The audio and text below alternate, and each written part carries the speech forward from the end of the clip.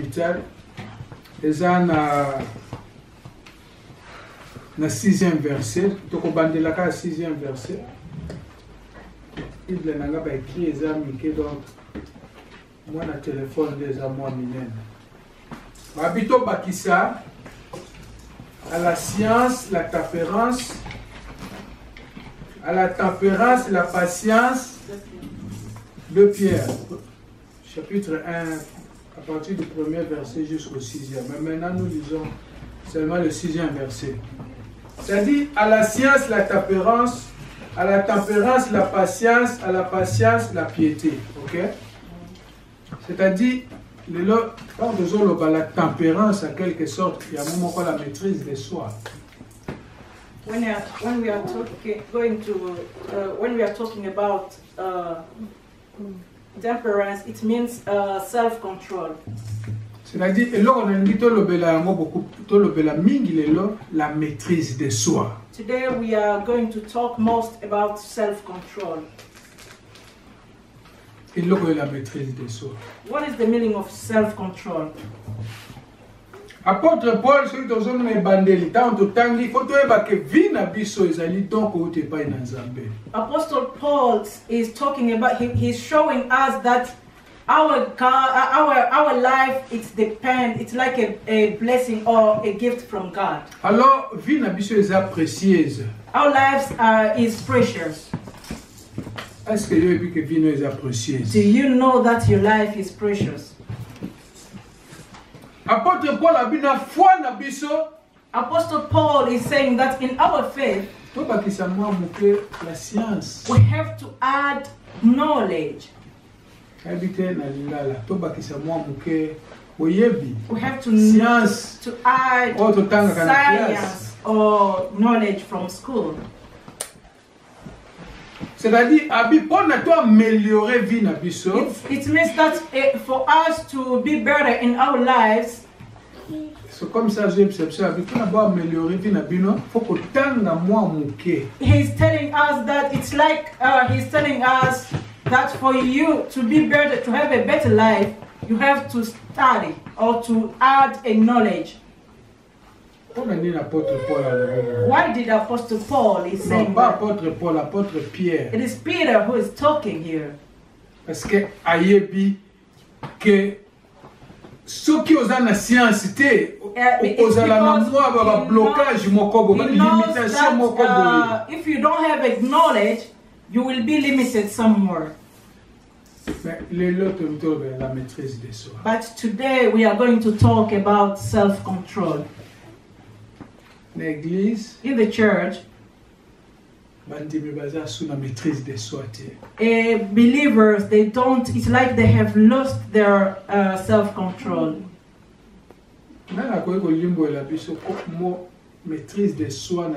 Who can explain to us what is the meaning of self-control in Lingala? Who can explain that?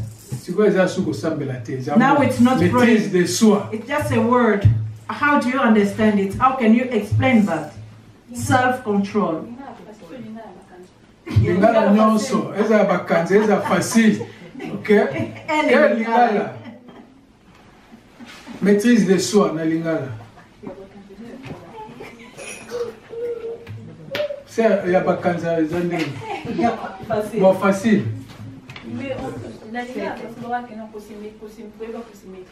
Maîtriser les mots français.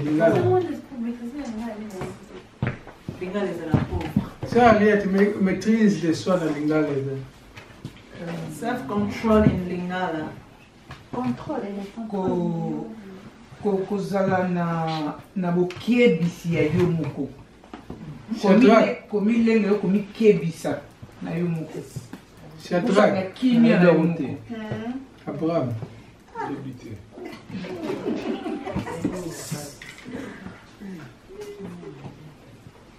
Baye,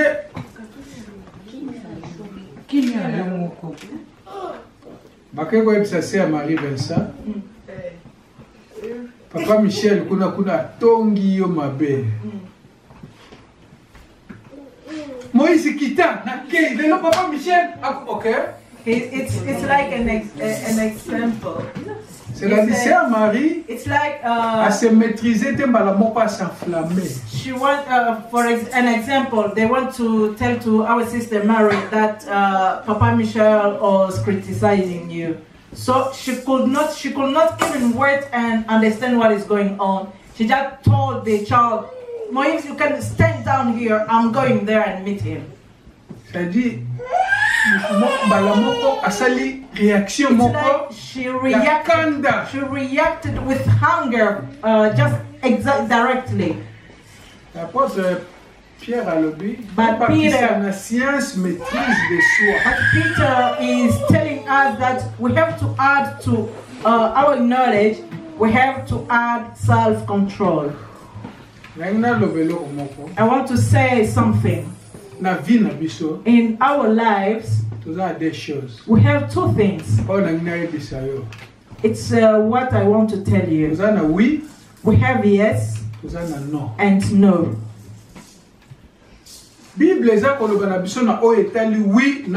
The Bible is talking about what is saying yes and no. Yes, when I told to my sister yes, I have to engage myself to that answer I gave to her. If I told no to my sister, my no have to remain no.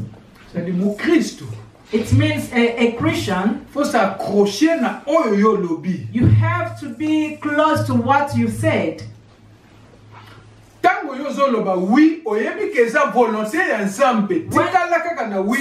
If you are saying your yes that you said, if you know that it's the will of God, you have to stand on it. It means that you told to a person yes, and you have to know that yes you gave, it is honoring God. You have to remain in your answer. But today someone can say yes, and the next day the same person is coming and say, I want to change, now I would say no.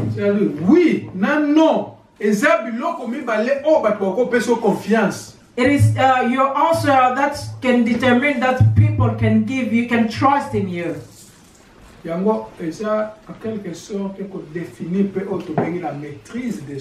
It's like in some way that it can be the same thing with self-control. In the Bible, Jesus is saying, let your yes be yes, and your no remain no. But we used to see among Christians, I say today yes, but in my heart I mean that it's no. Now I don't know, is it yes or no? We have two situations. This problem, Papa Michel, what do you think? Yes. But in my heart, it is no. I don't know. How will you judge Papa Michel?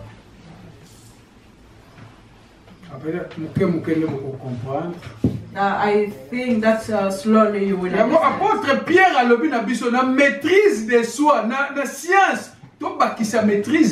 That's why Apostle Peter is saying that in our knowledge we have to add self-control. It means that when we are talking about science or knowledge, we are talking about the Word of God.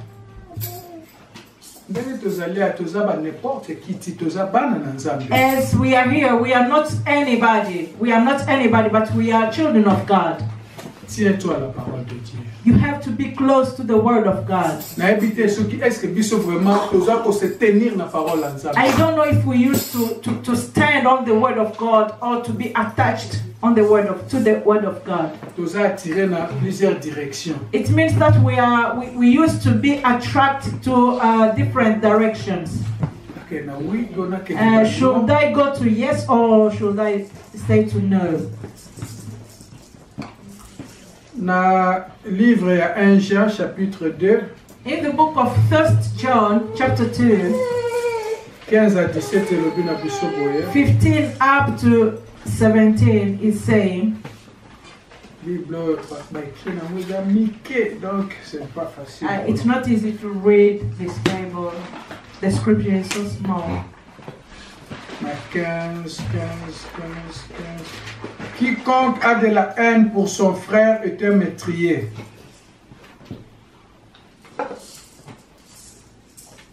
Or, vous savez qu'aucun meurtrier n'a de place à lui pour la vie éternelle. Voici comment nous savons ce qu'est l'amour. Jésus-Christ a donné sa vie pour nous. Donc, nous aussi, nous devons être prêts à donner notre vie pour nos frères. Si quelqu'un ayant largement de quoi vivre, voit son frère dans le besoin, mais lui ferme son cœur, comment peut-il prétendre qu'il aime Dieu?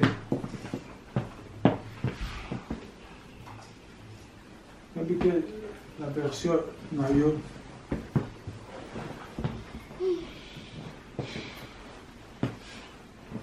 Ça, c'est qu'il y a une autre version. 1 Jean 2, une autre version. 1 John, chapter 2.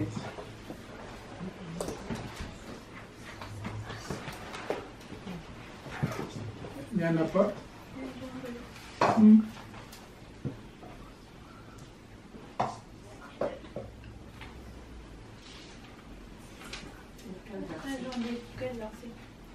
À partir à 15, 17, 15 jusqu'au 17. 1 John, chapter 2, verses 15 up to 17.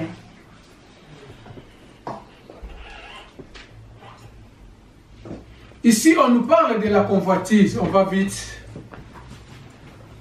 C'est-à-dire, nous sommes dans un monde où nous sommes attirés par la convoitise. We are in the world that we are being attracted by the what you say. C'est-à-dire, nous sommes attirés par le plaisir de ce monde. We are being attracted by the pleasure of this world.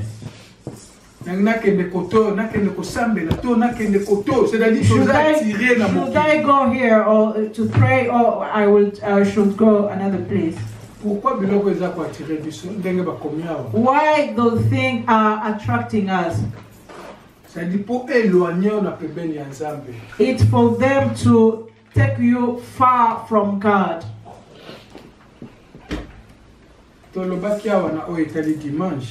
We spoke about Sundays. You will see someone, he knows that today it's God's day.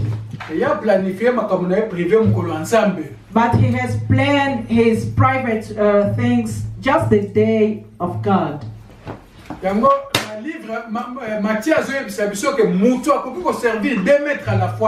is the reason why Matthew is saying that nobody can serve two masters at the same time. You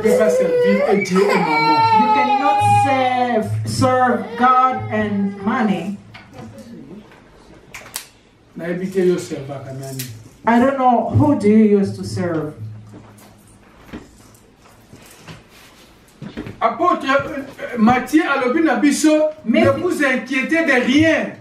Matthew said, don't be worried of something. Don't be worried about what you are going to eat. Don't be worried about what you are going to dress. But most of people who are not going to church, it's like they are being sad about things of this world. If I will not do this thing on Sunday, no, there is no way. So it's used to bring sadness in people's heart. But sadness is not coming from God. It's coming from the devil. The devil he wants people to be sad. How will be tomorrow? Will I succeed or I will fail? moto ya a dépendre na Nzambe. A person who used to depend on God, Quelle que soit la circonstance, whatever circumstances, avec solution à problème na yeko uti pa na he Nzambe. knows that the solution to his problem Avec will come from Nzambe God. auto sambe la kaza capable ya kobenga na existence He eza ko knows that the exister. Lord that I used to pray or I used to serve, He is capable to bring things who are not existing to become. Mais pourquoi s'inquiéter? But why will you be sad? If God can open your eyes and see how people used to come to fight you during the night, but they can never reach where you are lying or where you are, you will be afraid. But you used to sleep and you don't know what is happening really. It means that behind any people, all the people's sadness, we have demoniac activities. It means that devil wants people to be sad. Because most of people, when they are sad, they used to go far from God. And you will say yes at the place that you were supposed to say no. And you will say no to the place that you could say yes. Today we used to say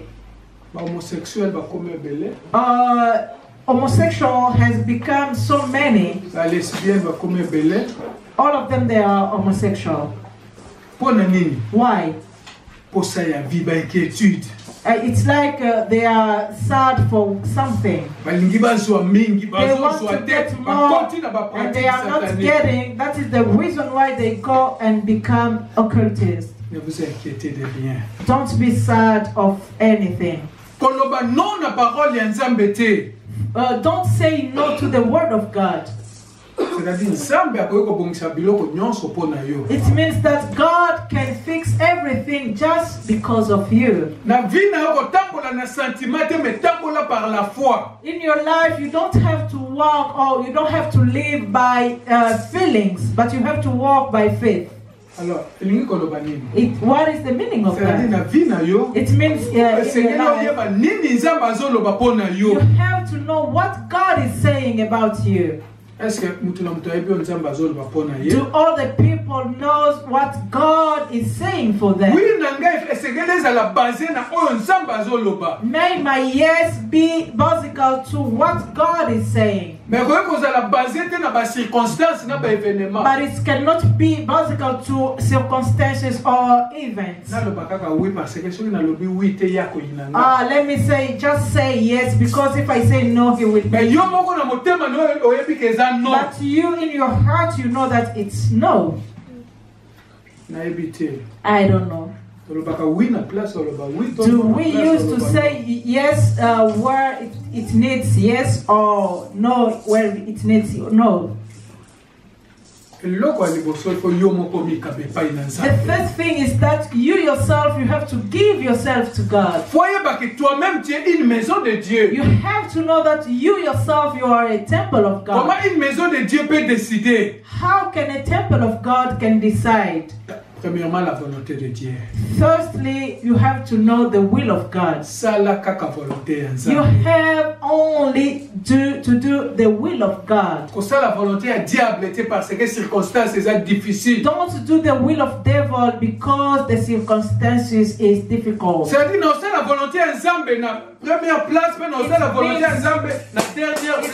that I will do the will of God from the beginning and at the end.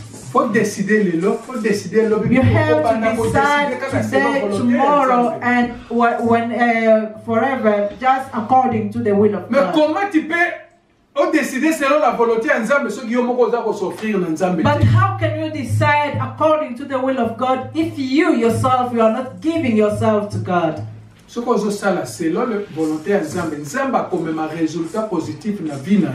you are doing according to the will of God, God will give positive results in your life.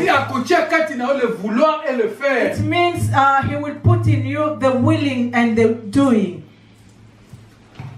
Est-ce que yo salaka makambo nyonso décidaka selon volonté ya Do you Nzambe? used to decide according to the will of God or not?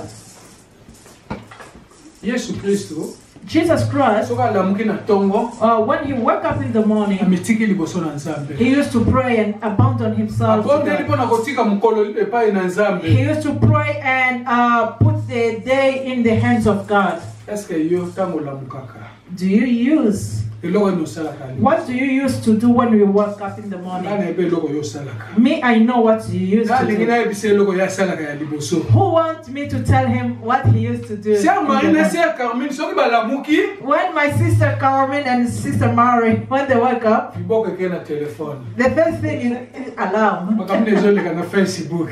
What is happening in Facebook? Alamuki nanu te. Masa yebi makambo eza na Facebook. It depends. C'est difficile. It's difficult. Bato bakoma banda journée na Facebook. People used to spend all the day in Facebook.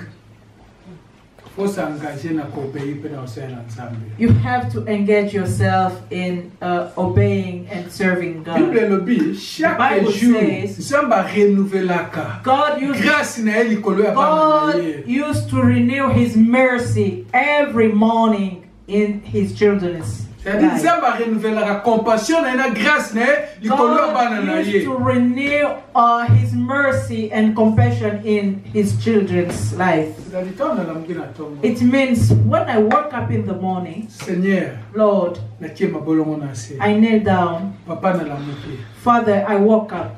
Renouveler grâce na yo likolo na ngai. Renew your grace and your mercy on me. Renouveler compassion na yo likolo na ngai. Renew your compassion or your mercy Oyo upon bomisaki me. lelo mpo na ngai tika elanda ngai. Whatever you have planned for me today, let it C'est-à-dire, follow me. Nzambe aza na plan moko mpo na moko na It biso means chaque jour. God has a plan for each of us every day. Ntango yo olamuki, But when you wake up, banda na kosola na ye. you have to start your day by talking to Him. Senga ye oyo aplanifiaki mpo na yo mokolo wana ekokisama. Ask to Him for Him what He has planned for that day to pass in your life. Chaque matin soit un rendez-vous na Nzambe ya kosala makambo nyonso. Every morning you need to have appointment with God. C'est-à-dire, biso bana na Nzambe toyeba eloko oyo. Children of God, we have to know this. Chaque jour, Every day. eza lokola don moko tozwi epai na It's Nzambe. like a gift coming from God. Eza mpo na makasi na yo te. It is not by strength. Touti na Afrique. We are coming from Africa. Kende na baambassade. Go to many embassies. Okuta bato batondi mpo na bavisa. You will find a lot of people expecting for visa to travel. Présence na yo awo eza volonté ya Nzambe. That your presence here is the will of God. Wana bana ba ministre bazokozwa ba. Because even ministers' children, they are not getting visas. C'est-à-dire moko na biso. It means that each of us Aza don kouta epai na Nzambe. is a gift from God. C'est-à-dire chaque jour senga don ya Nzambe ekitela yo. It means every day you have to ask for the gift of God to come to you. Bible elobi The Bible says mikolo nyonso every day Nzambe. step. C'est-à-dire soko lobi na ye osololi ne na tongo It means when you speak to Him in the morning, ako révéler nyonso koleka mokolo He's wana. going to reveal to you what is going on all the day, during all the day. Nzambe alobaka. God used to speak. Mais faut panda na kosolola na ye. But you have to start by speaking with Him. Oyeba nini ekoleka mokolo wana. Ask Him what is going on C'est-à-dire today. circonstance nyonso ekoya Nzambe ako révéler yo. It means all will happen that day. God will reveal it to you. Alors soki ba circonstance wana yo koyeba koloba oui ou bien koloba non. So if those circumstances will come, you will know which kind of decision you will take. You will say yes or no.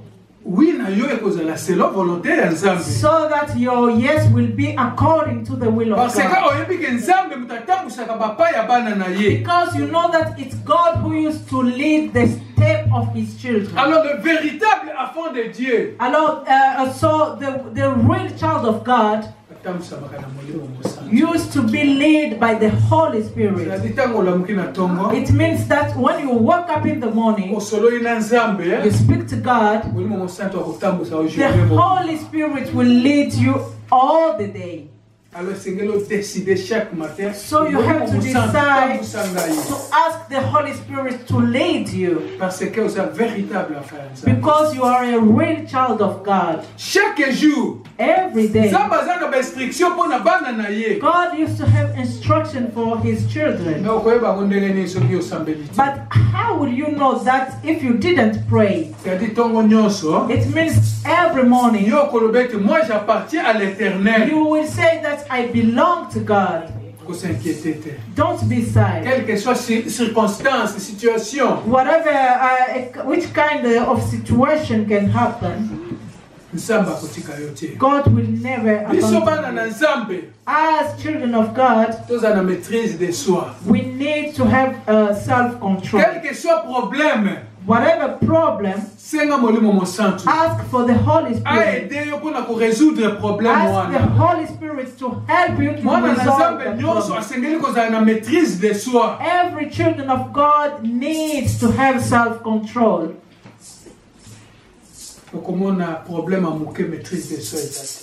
You will see a small problem, but there is no self-control. And you will say yes to somewhere that you was not supposed to say yes. That is the reason why God is saying, the Bible is saying, don't be sad or don't be excited. Whatever any kind of situation can come to you, you need to have self-control. In any situation who can come because you used to kneel down every morning and pray to God, it can be together for your good. God, if He see that you are not yet ready, He will not give you big things.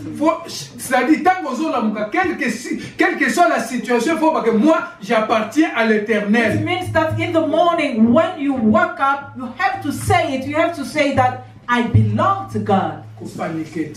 Don't be sad. You cannot be a child of God if you don't have self-control. But today, most of children of God, they used to complain. When people are there, it's okay. But when people are not there, he enter in his room and start crying. My situation. All the people are going for war and I just remain the same. Do this God really exist or no? All the people are getting married and I'm just like this. Whatever can happen, I will no longer go to church. Those who are not even praying, they are getting married. But there are some marriage who will lead you in hell. There are some marriage, but you have to go and discover what that person is passing through. That is the reason why we say God used to lead His children. There is no impossible situation before God. But you need to wait for your time. You need to have self-control. Don't want to live like another person. He is him or she is her. And you are you. You have to follow what God has put before you. If God wants to make you pass through fire, that's you and God. Self-control. Quelle que soit ta situation. Whatever your situation, Zala na maîtrise. you need to have Quelle que soit la self-control. situation, on s'en base na contrôle la You situation have to know nyonso. that God is under control Voilà of each l'ensemble ba situation. inquiétude il faut logola yango. You have to remove your sadness Mokoza and na ba worry. inquiétude moko bakiselo ko moko te na vie na yo. You can be worried and you can have be sad, but you can never add something on your life. Tika ka vie na maboko na. Just surrender your life in God's Seigneur hand. bazolo ba mabepo na nga. Lord, they are criticizing me, but I put everything in your hands. Aba bina biso la tempérance. That's why they are talking about temperance, La maîtrise de soi. self-control. So ngomona loboko nzambe noki. If you want to see the hand of God first, Zala na tempérance. you need to have self-control. Sans tempérance. Without Ngomona self-control, loboko nzambe noki. you will never see the hand of Zala na God. maîtrise de soi. You need to have self-control. Ko paniquer te. Don't be panicked. Parce que lelo Because today, bato bakoti mingi na ba science occulte mpona koluka vie ya facilité. most of people has become occultism just because they want easy life. Bato bakomi ba homosexuel mpona facilité. They have become homosexual just because they want easy life. Baboyi koza na maîtrise de soi. They refuse to have self-control. Na kozela temps ya nzambe. And they refuse to wait for God's time. Na koyebisa bino boye. I will tell you this. Nzambe oyo tosambelaka. The Lord that we are Il serving, peut créer une situation He can create one situation oyo te bato baseka yo. so that people will laugh at Mais you. na nsima ntango akoya kolakisa loboko na ye, But behind that or after that, He will show His hand. bato oyo babanda oseka oyo batikali na so. And the same person who are laughing at you, they become shy. Nzambe akoki kocréer situation moko difficile God can create one difficult situation po alakisa oyo banani balingaka yo. so that He will show you who used to love you really. Soki moto alingaka oyo na ntango ya pasi te yebaki ata akomi kolinga okomi na bozwi eza If ya someone lokuta. don't used to love you when you were suffering, but you have to know that even when you are no longer suffering, and showing you that love is not real love.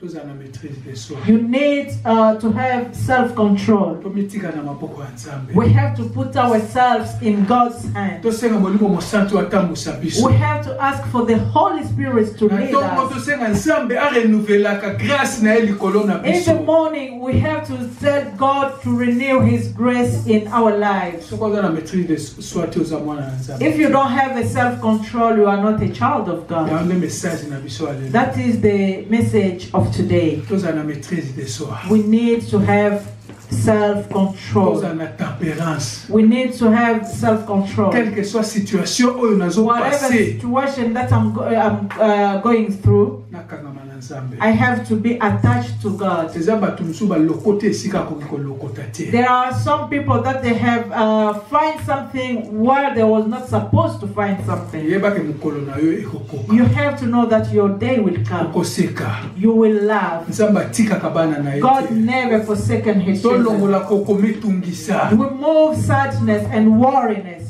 Tana yo eza koya. Your time will come. Tobondela. Let us pray. Seigneur, tomitiki na loboko na yo.